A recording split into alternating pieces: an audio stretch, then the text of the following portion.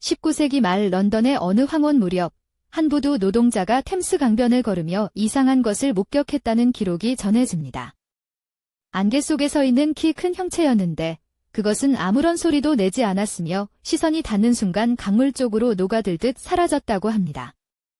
그런데 더 기이한 것은 이와 놀랍도록 유사한 목격담이 같은 시기 유럽 여러 도시에서 그리고 지구 반대편 동아시아에서도 독립적으로 보고되었다고 알려져 있다는 사실입니다. 당신이 황혼에 본 그 그림자는 정말로 그림자였을까요? 황혼은 낮과 밤 사이 단 몇십 분에 불과한 경계의 시간입니다. 이 시간대에 인간의 눈은 가장 취약해집니다. 밝음에 익숙했던 동공이 어둠에 적응하는 과정에서 시각 정보의 왜곡이 쉽게 일어나기 때문입니다. 그런데 흥미로운 것은 이 생물학적 취약성을 훨씬 넘어서는 방식으로 수천 년간 동서양의 민담과 종교 기록이 이 시간대를 하나같이 경계의 존재가 출몰하는 시간으로 묘사해왔다는 점입니다. 동양에서는 황혼 무렵을 오래전부터 특별한 시간으로 여기는 풍속이 존재했습니다. 일본에서는 이 시간을 오마가도키, 복마시, 즉 마물과 마주치는 시간이라 불렀으며 한국의 민간 전승에도 저녁 무렵 혼자 밖에 나가서는 안 된다는 이야기가 지역을 막론하고 전해집니다. 중국의 황혼 관련 기록 역시 이 시간대를 음기가 강해지는 위험한 전환점으로 묘사했다고 알려져 있습니다. 문화권마다 이름은 달랐지만 황혼에 깃드는 무언가에 대한 두려움은 놀라울 만큼 일관된 패턴을 보입니다. 그리고 여기 19세기의 런던이 있습니다. 당시 런던은 세계에서 가장 짙은 안개의 도시로 알려져 있었습니다. 산업화의 매연과 템스강의 수증기가 결합해 만들어내는 이 안개는 런던 스모그라 불렸고 황혼이 되면 그 짙기는 더욱 심해졌습니다. 시야가 몇 미터밖에 확보되지 않는 이 도시에서 낯선 형체와 마주치는 경험은 아마도 드문 일이 아니었을 것입니다. 그러나 목격담의 내용은 단순한 착시로 설명하기에 너무 구체적이고 반복적이었다고 합니다. 19세기 중반부터 런던의 여러 신문과 개인 일지에는 황혼 무렵의 정체불명 목격담이 꾸준히 등장하기 시작했다고 전해집니다. 기록을 남긴 이들은 부두 노동자, 야간 경비원, 귀가하는 상인 등 다양한 계층의 평범한 시민들이었습니다.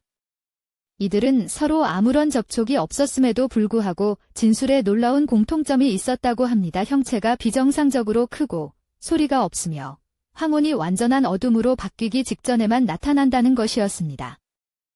기록 중에는 한 야간 경비원의 증언이 자주 인용됩니다. 그는 창고 구역을 순찰하던 중 황혼 무렵 안개 속에서 거대한 형체와 시선이 마주쳤다고 주장했습니다. 그 형체는 뚜렷한 발소리 없이 움직였으며 자신이 눈을 마주치는 순간 어둠 속으로 녹아들었다고 합니다.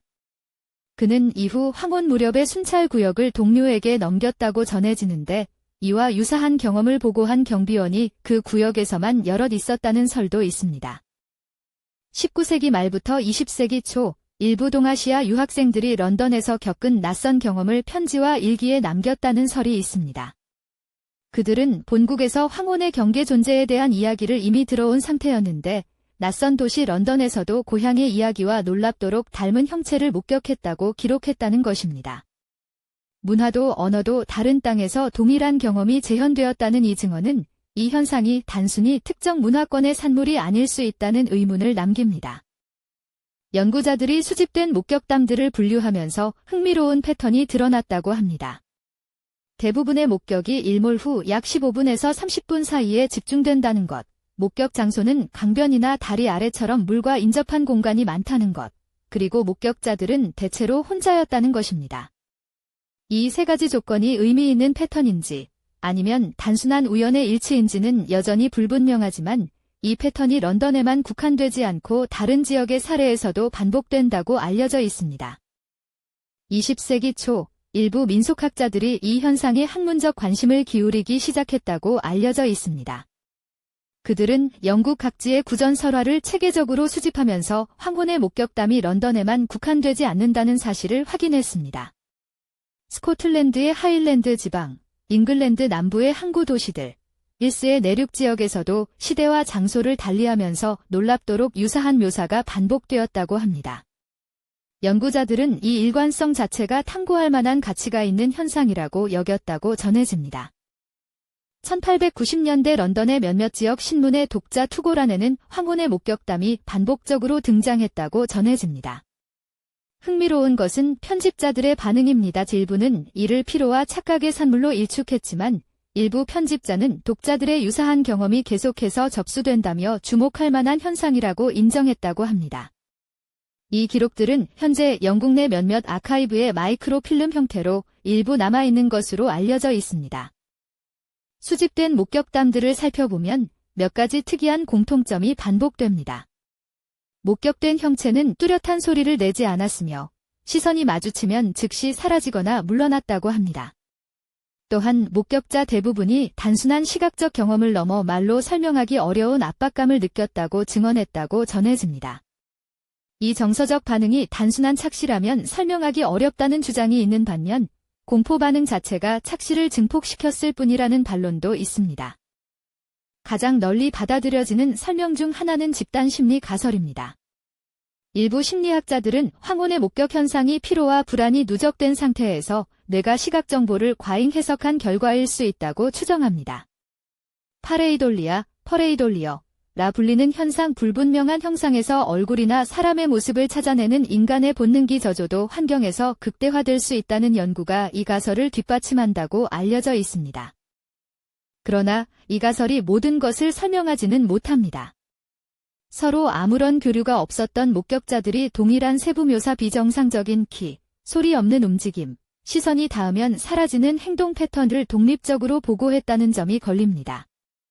개인의 심리적 왜곡이라면 각각의 진술이 이렇게 일관된 내용을 가지기 어렵다는 반론이 있습니다. 집단 심리 가설은 현상의 일부를 설명할 수 있을지 모르지만 이 반복되는 일관성의 수수께끼를 완전히 풀기에는 역부족입니다. 두 번째 가설은 문화적 기억 가설입니다. 민속학자들은 황혼의 경계 존재에 대한 이야기가 수백 년에 걸쳐 구전되면서 인류의 집단 기억 속에 깊이 각인되었고 이것이 특정 환경 조건에서 강렬한 감각 경험으로 재현될 수 있다고 추정합니다.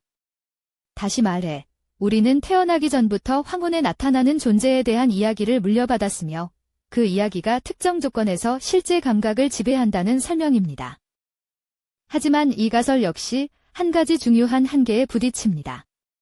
문화적 배경이 전혀 다른 동아시아 출신 목격자들이 영국의 민담을 접하기 이전부터 즉 자신의 문화권에서 이미 동일한 유형의 경계 존재를 인식하고 있었다는 점이 설명되지 않기 때문입니다.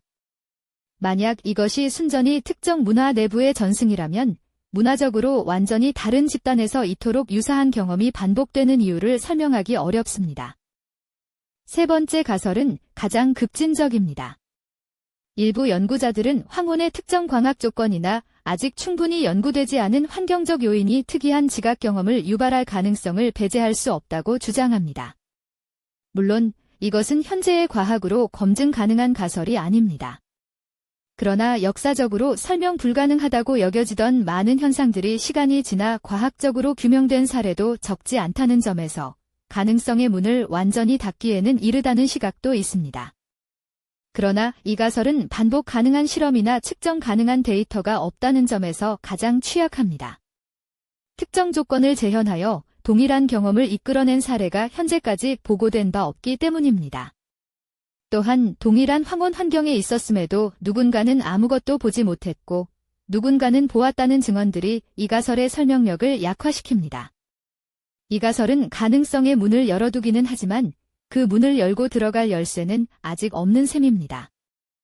집단 심리도 문화적 기억도 미지의 환경 요인도 어느 하나의 가설만으로는 이 수수께끼를 완전히 설명하기에 퍼즐 조각이 여전히 맞지 않습니다.